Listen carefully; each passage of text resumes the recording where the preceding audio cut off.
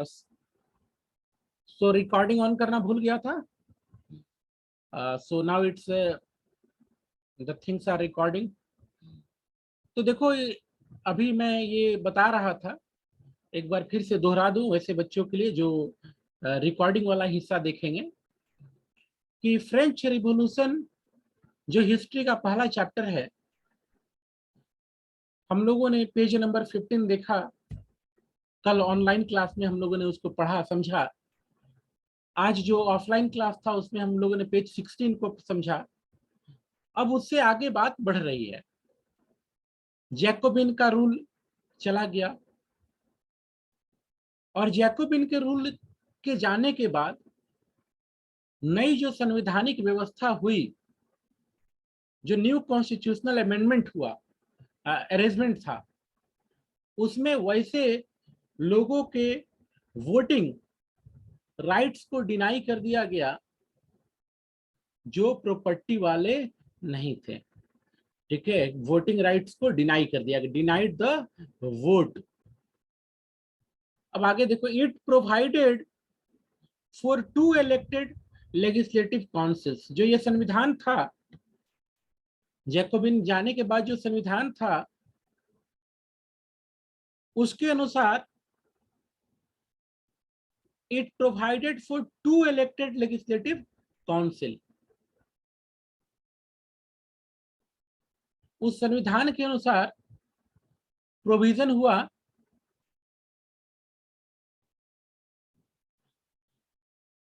2 elected legislative council की, 2 legislative council होंगे, elected होंगे.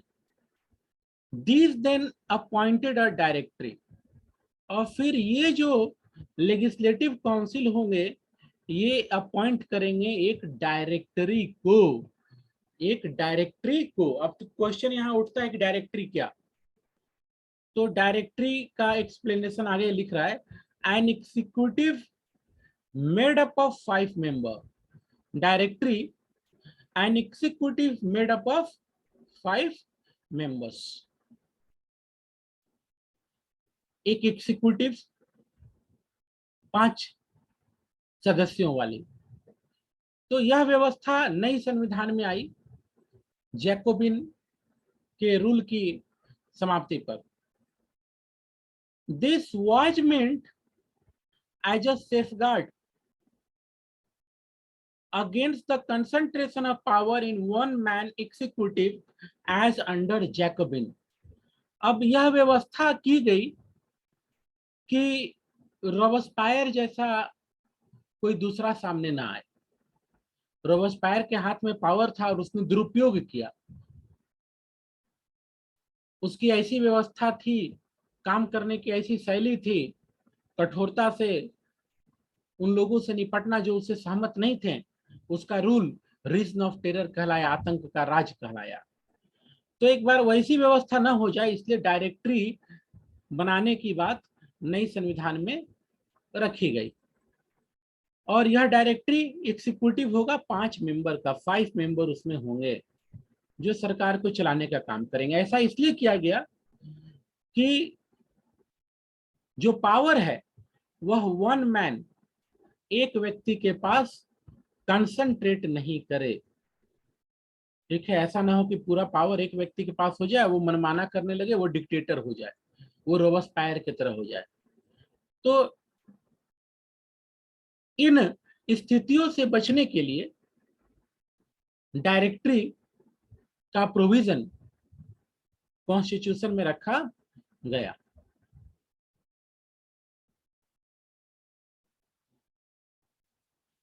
Now however directors often clash with legislative council who then sought to dismiss them. अब ये जो directors थे, डायरेक्टर्स, ठीक है, जो डायरेक्टरी में थे, अब ये डायरेक्टर्स अक्सर लेजिस्लेटिव काउंसिल से ही क्लैश करने लगते थे. उनका मतभेद हो जाता था और लेजिस्लेटिव काउंसिल जो है वह डिसमिस कर देती थी उन्हें. The political instability of the directory paved the way for the rise of a military dictator Napoleon Bonaparte. Napoleon Bonaparte. तो देखो हुआ क्या कि जो डायरेक्टर्स थे, जो सदस्य थे डायरेक्टरी के, उनका अक्सर लेजिस्लेटिव के साथ क्लैश हो जाता था। रिजल्ट यह होता था कि लेजिस्लेटिव काउंसिल उन्हें डिसमिस कर देती थी, फिर नए एग्जीक्यूटिव वहां पहुंचते थे। तो ये निरंतर बदलाव से, जल्दी जल्दी बदलाव से इनस्टेबिलिटी आती है। Instability, the political instability of the directory paved the way for the rise of a military dictator. और ये जो इन पॉलिटिकल इनस्टेबिलिटी थी फ्रांस के अंदर डायरेक्टरी वाले समय में, तो उसने रास्ता बनाया, या बोलो रास्ता दिया, कि मिलिट्री डिक्टेटरशिप आ जाए फ्रांस में। और वह मिलिट्री डिक्टेटर था नेपोलियन बोनापार्ट। Napoleon Bonaparte. तो चलो आगे बढ़ने से पहले एक क्वेश्चन पूछता हूं आपसे। मैं एक वर्ड को अंडरलाइन करने जा रहा हूं, सर्कल करने जा रहा हूं। आपको चैट बॉक्स में बताना वह सर्कल कौन है, वह वर्ड कौन सा है। Write the word which I circled in chat box. देखता हूं किसका रिस्पॉन्स जल्दी आता है।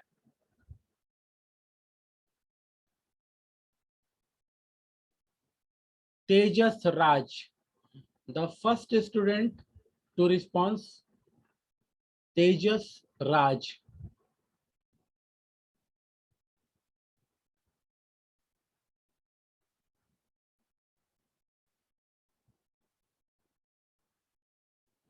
चलो आगे बढ़ता हूं।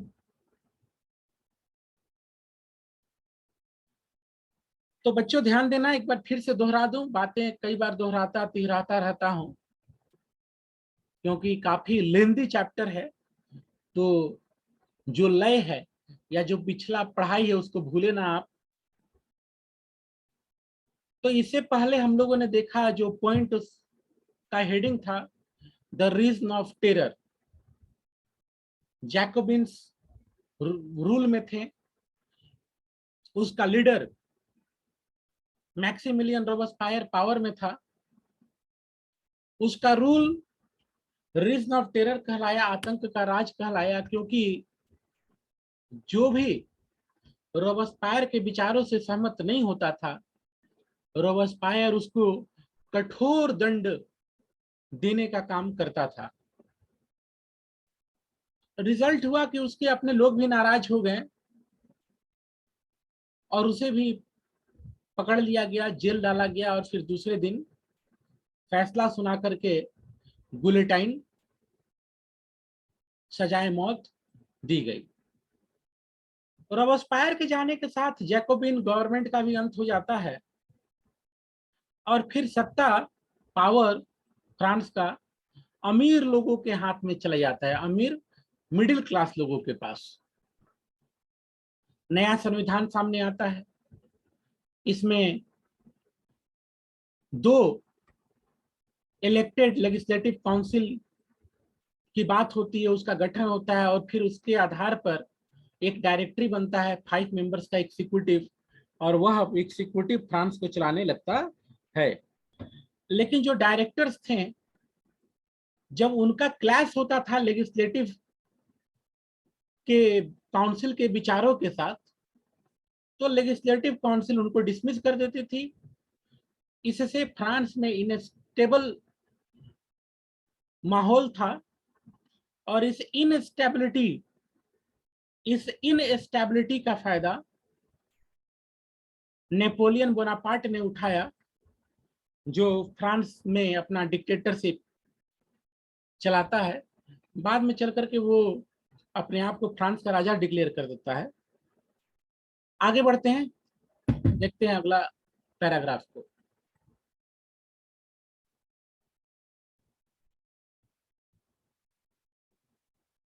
Now, the last paragraph of page number 17. Through all these changes in the form of government, through all these changes in the form of government, the ideals of freedom, of equality before the law, and fraternity remained inspiring ideals that motivated political movement in the France and the rest of the Europe during the following centuries. क्या बोल रहा है? Through all these changes in the form of government. आप अगर देखो तो बहुत से मोड़ आते हैं फ्रेंच रिवॉल्यूशन में, सरकार के अलग अलग फॉर्म आते हैं, लेकिन इन सभी बदलावों के बीच जो आदर्श बात थी फ्रीडम की, इक्वलिटी, कानून के समक्ष, बिफोर द लॉ, बंधुत्व की, फ्रेटर्निटी की, यह इंस्पायरिंग आइडियल्स बना रहता है।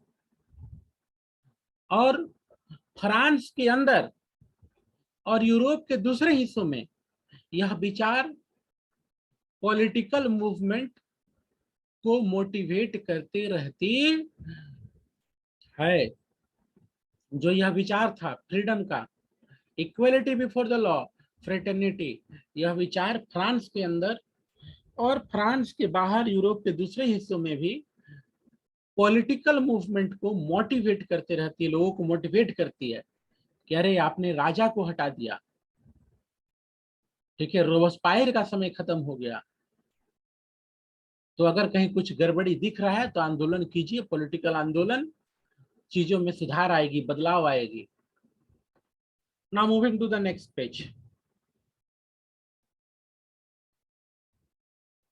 Page number 1818, page number 1818.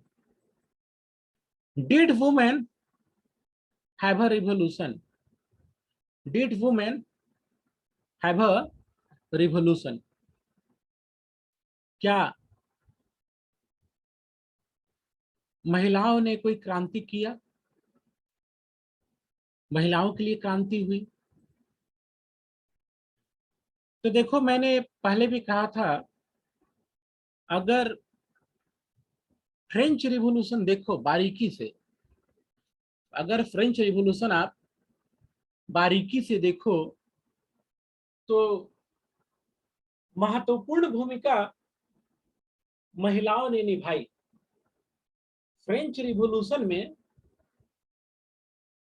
मेरा अपना यह मानना है कि पुरुषों से भी महत्वपूर्ण भूमिका महिलाएं निभाते हुए दिखती हैं। आप याद करो, इसी चैप्टर में आप लोगों ने पढ़ा, जब लुइस 16 पर्सिया का हेल्प लेना चाह रहा था, पर्सिया ऑस्ट्रिया मिलकर पेरिस में अपनी सेना भेजने की सोच रहे थे, वैसे में नेशनल असेंबली वॉर डिक्लेयर कर देता है दोनों के विरुद्ध। पुरुष बॉर्डर पे चले जाते हैं, महिलाओं पर पूरी जिम्मेदारी आ जाती है, घर के लिए कमाना भी और घर को चलाना भी, घर के दूसरे काम भी करना। अच्छा, फिर फ्रेंच रिवॉल्यूशन के दौरान भी देखो, जब राजा था तो राजा को पेरिस आने के लिए मजबूर कर देने का काम भी महिलाओं ने ही किया। और उन्हीं घटनाओं के विषय में अब हम इस हेडिंग में देखेंगे, जानेंगे, और महिलाओं की भूमिका या फिर महिलाओं के लिए फिर आने वाले समय में क्या क्या कदम उठाए गए उनकी बेहतरी के लिए, या कब कौन से कदम ऐसे हुए जो उनके सोशल स्टेटस को डैमेज किया, रिड्यूस किया। उन बिंदुओं को हम लोग इस हेडिंग में देखेंगे। और हेडिंग में पहले ही बता चुका हूं, point number 4, did women have a revolution? Did women have a revolution? तो देखो ये फोटोग्राफ दिया हुआ है, फोटोग्राफ, और क्या लिख रहा है फोटोग्राफ का हेडिंग, ठीक है, पेरिसियन वुमेन। देखो ध्यान देना, जो फोटोग्राफ है, जो फिगर है, उसका नाम पर ध्यान दो। पेरिसियन वुमेन मतलब पेरिस, फ्रांस की राजधानी पेरिस में रहने वाली महिलाएं। Parisian women on their way to Versailles, on their way to Versailles. Persian women कहाँ जा रही है? वर्साइल। ये वर्साइल क्यों जा रही है? क्योंकि वहीं रहता था लुइस 16। ठीक है, लुइस 16 के जो पूर्वज थे वे पेरिस में ही रहते थे, लेकिन धीरे धीरे उन लोगों ने पेरिस से करीब 17 किलोमीटर की दूरी पर वर्साइल को विकसित किया, जगह को डेवलप किया। वहां एक शानदार महल उन्होंने बनाया। शुरू शुरू में उसके पूर्वज वहां शिकार खेलने जाया करते थे, लेकिन बाद में उस एरिया को इन लोगों ने इतना अच्छा डेवलप किया, काफी अच्छा शानदार महल वर्साइल में बनकर तैयार हुआ। और फिर लुइस 16 के परिवार वाले वहां शिफ्ट कर गए वर्साइल। तो लुइस 16 वर्साइल में था। ये जो पेरिस की महिलाएं हैं वे वर्साइल जाती हैं, और इनके वहां जाने से, इनके आंदोलन करने से, राजा को घेरने से राजा मजबूर हो जाता है, बाध्य हो जाता है, और इन महिलाओं के साथ उसे पेरिस आना पड़ता है। इन महिला आंदोलनकारियों के साथ उसे पेरिस आकर के रहना पड़ता है। ठीक है, तो फोटोग्राफ जो है उसको देखो, और फोटोग्राफ भी बहुत कुछ कहता है। महिलाओं को जो मिला, कोई गणासा ली हुई है, कोई भाला ली है, कोई तलवार है, किसी के हाथ में ड्रम है, कोई बिना कुछ लिए बढ़ रही है, ठीक है, कोई घोड़े पर है। तो आगे इसमें और क्या लिख रहा है? This print is one of the many pictorial representation of the event of 5 October 1789। यह 5 अक्टूबर 1789 की घटना है। 5 अक्टूबर 1789। क्या है इसमें? when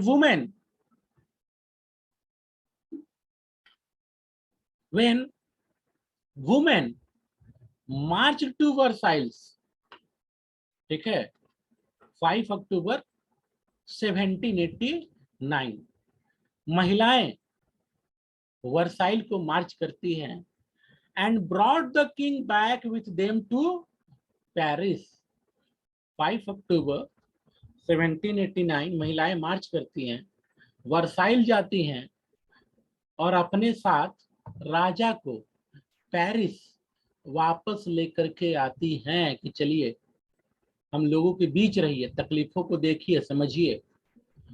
ठीक है, तो राजा को लेकर के यह जो छवि थी राज परिवार को लेकर के कि उन्हें जनता से कोई मतलब नहीं, वे अपने पार्टियों में व्यस्त हैं, तो उन धारणाओं को कहीं ना कहीं यहाँ दिखाया गया, या उन धारणाओं के कारण ही महिलाओं ने ये निर्णय लिया कि हम लोग वर्साइल चलते हैं और महाराज को पेरिस लेकर के आते हैं। तो इस तरह से राजा का परिवार पेरिस वापस आता है अपने पुराने किले में। आगे बढ़ते हैं बच्चों, पैराग्राफ देखते हैं इसका।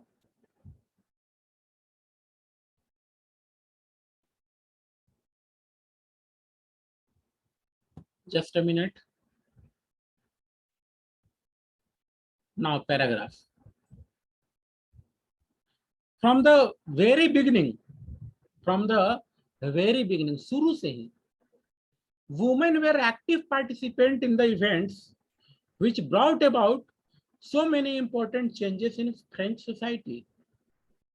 शुरू से ही महिलाएं जो हैं एक्टिव पार्टिसिपेंट्स रही बहुत से इवेंट में, और महिलाओं की भागीदारी के कारण फ्रांस की सोसाइटी में बहुत से बदलाव देखने को मिलते हैं, देखने को नजर आते हैं। They hoped that their involvement would pressurize the revolutionary government to introduce measures to improve their lives. महिलाओं ने यह उम्मीद किया कि उनका जो पार्टिसिपेशन है, फ्रांस की सोसाइटी को जो बदल रही हैं, क्रांतिकारियों का साथ दे रही हैं, तो जो सरकार बनेगी वह उनकी स्थितियों को सुधारेगी। Most women of the third state had to work for a living. अधिकतर महिलाएं जो थर्ड स्टेट की थी, उनको अपने जीवन चलाने के लिए कोई ना कोई काम करना पड़ता था। They worked as seamstresses or laundresses, sold flowers, fruits and vegetables at the market, or were employed as domestic servant in the houses of prosperous people. ये जो महिलाएं थी, इनमें से अक्सर लॉन्ड्री में, जहां कपड़े धुलते हैं, प्रेस होते हैं, वहां काम करती, फूल बेचती, फल बेचती, वेजिटेबल बेचती, या फिर किसी अमीर के घर में नौकर के रूप में काम करती थी। Most women did not have access to education or job training. ये जो महिलाएं थी, इनमें से अधिकतर के पास एजुकेशन नहीं थी, ना जॉब को लेकर के कोई ट्रेनिंग थी। ओनली डॉटर्स ऑफ नोबेल्स, इसको ध्यान रखिएगा, ठीक है, ये हर समाज में लगभग उस समय था। पढ़ाई कुछ अमीर लोगों के तक सीमित थी, तो उसी तरह से फ्रांस में भी ओनली डॉटर ऑफ नोबेल्स, ठीक है, नोबेल्स की बेटियां, उनके पास पढ़ने का मौका था, अमीर घरों से जो लड़कियां थी, ठीक है। After which their families arranged a marriage for them. Working women had also to care for their families, that is cook, fetch water, queue up for bread and look after the children. जो कामकाजी महिलाएं थी, घर से बाहर निकल करके दो पैसा कमा रही हैं, उनको घर पर भी काम करना पड़ता था। घर पे खाना बनाना, पानी भरना, राशन की दुकान पर ब्रेड खरीदने के लिए, दूसरे सामान खरीदने के लिए लाइन लगाना, बच्चों की देखरेख करना। Their wages were lower than those of the men. और अगर तनख्वाह की बात करें, जो महिलाएं बाहर काम करती थी, उनके वेतन की बात करें, तो पुरुषों से उन्हें कम पैसे मिलते थे। पुरुषों के मुकाबले उसी काम के लिए उन्हें कम पैसे मिलते थे। आज भी यह देखने को मिलता है, ठीक है, कि महिलाओं को उसी काम के लिए अनऑर्गेनाइज्ड सेक्टर में ये अक्सर देखने को मिलता है, जहां सरकार का नियम कानून नहीं चलता है, कि महिला भी उतना ही मेहनत कर रही है जितना पुरुष कर रहा है, लेकिन महिला को पुरुष के मुकाबले जो वेज है, मेहनताना है, वह कम मिलता है। Now the next paragraph, page number 18, last paragraph. In order to discuss and voice their interest, women started their own political clubs and newspaper. तो अपनी समस्याओं को डिस्कस करने के लिए, आवाज देने के लिए, मजबूती देने के लिए महिलाओं ने अपना पॉलिटिकल क्लब भी बनाया, अपना न्यूज़पेपर भी उन्होंने छापा, जिसमें महिलाओं की समस्याएं, महिलाओं से जुड़ी बातें उस पेपर में हुआ करती थी प्रमुख रूप से। About 60 women's club came up in different French cities. France के अलग अलग शहरों में करीब 60 वुमेन क्लब्स देखने को मिले। The Society of Revolutionary and Republican Women was the most famous of them. तो महिलाओं ने पॉलिटिकल क्लब बनाया और उसमें से फेमस रहा द सोसाइटी ऑफ रिवोल्यूशनरी और the society of revolutionary and Republican women. आगे देखते हैं, just a minute. One of their main demand was that women enjoy the same political rights as men।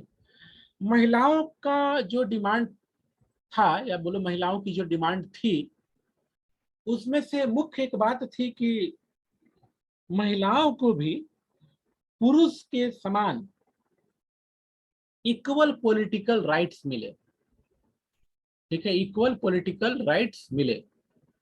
Women were disappointed that the constitution of 1791 reduced them to passive citizen। अब फिर याद करो पिछली बात, 1791 का संविधान ने क्या किया, उसने पूरी महिलाओं को पैसिव सिटीजन बना दिया। तो महिलाओं को इससे बड़ी निराशा हुई कि हम लोगों ने इतना मेहनत किया, इतना काम किया आंदोलन में, और हमें रिटर्न में मिला पैसिव सिटीजन का दर्जा। They demanded the right to vote.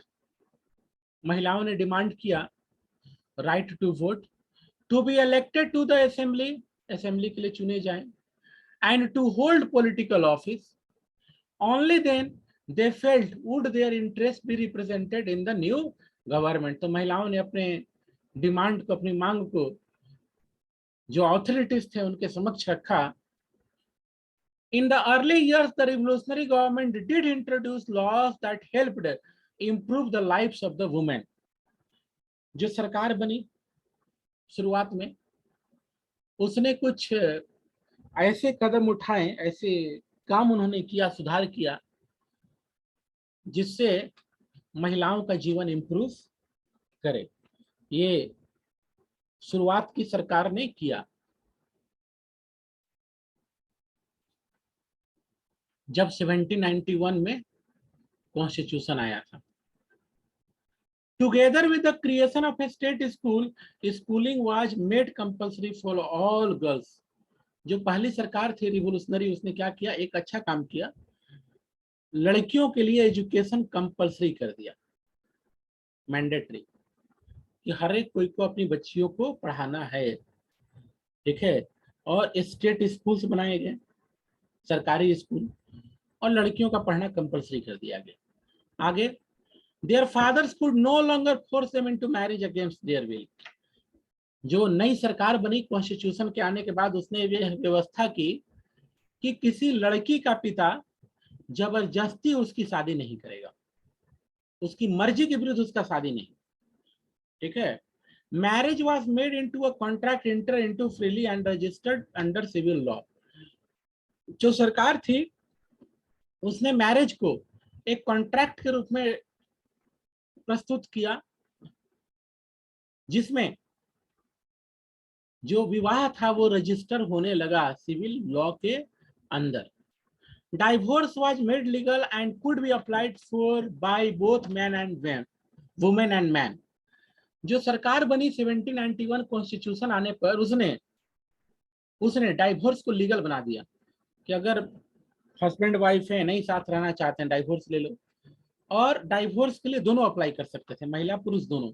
तो यहाँ पर महिलाओं को बराबरी दिया गया पुरुषों के मुकाबले। Women could now train for jobs. महिलाओं को अब ट्रेनिंग दिया जाने लगा जॉब के लिए, अलग अलग कामों के लिए। Could become artist. महिलाएं जो है अब आर्टिस्ट बन सकती थी, अपना स्मॉल बिजनेस चला सकने की उनकी आजादी थी। आगे देखो,